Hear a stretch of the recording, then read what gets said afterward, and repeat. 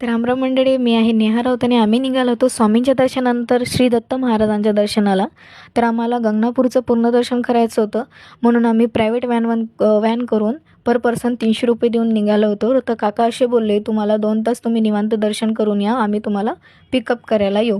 तर काका असे बोलता बोलता असे बोलले की हे कर्नाटकमध्ये मंदिर येणार आहे, कारण की सोलापूर हे महाराष्ट्राचं लास्ट बॉर्डर आहे, तर कर्नाटक लागतो. तर मला खूप छान वाटलं की मी पहिल्यांदा लास्ट बॉर्डर बघणार आहे महाराष्ट्राचं.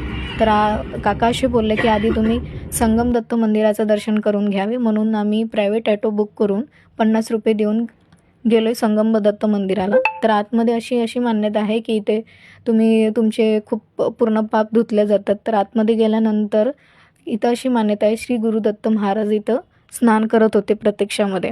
तर आतमध्ये गेल्यानंतर तुम्ही ही नदी बघू शकता. तर भीमा आणि अमजा या नदींचा संगम आहे या नदीचा. तर ही इथे मान्यता अशी आहे की सर्व पाप तुमचे धुतले जाते आणि तुमची मनातली इच्छा पूर्ण केली जाते. तर आता मला माहिती नाही की कोणाकोणाची इच्छा पूर्ण झालेली आहे. तर आतमध्ये तुम्ही बघू शकता, इथे तुम्ही पारायण वगैरे वाचायचं असेल, तर गीता वाचायचं असेल तर निवांत ठिकाण आहे. ज्यांना पण वाचायचं असेल तर तुम्ही येऊ शकता इथे. तुम्ही जर देऊळ बंद स्वामी समर्थांच्या महाराजांची मूवी जर बघितलेली असेल तर इथे शूटिंग केलेली आहे, हे तुम्ही बघू शकता. तर इथं वटवृक्ष आहे, त्याचे फेऱ्या वगैरे मारून आम्ही दर्शन घेतलं. तर आतमध्ये गेल्यानंतर स्वामी दत्त महाराजांचं इथं छोटंसं मंदिर आहे, ते पण खूप छान आहे. तर आम्ही मेन मंदिराला दत्त महाराजांच्या आम्ही आतमध्ये पोचल्यानंतर तुम्ही बघू शकता, हे मंदिराचं स्ट्रक्चर वगैरे खूप छान होतं आणि गर्दी पण खूप होती.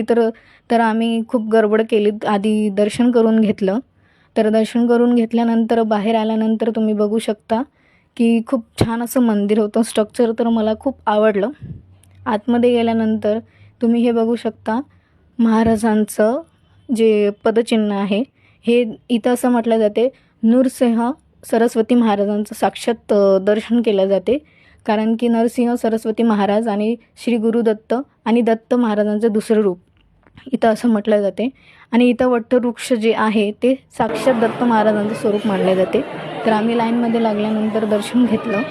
दर्शनानंतर बाहेर गेल्यानंतर थोडं मूर्ती वगैरे आणि पूजेचं सामान वगैरे बघितलं आहे आणि खूप छान असं सुंदर होतं. तर मला तर खूप आवडलं. तुम्ही पण या कधीतरी दर्शन करायला. तर तुम्ही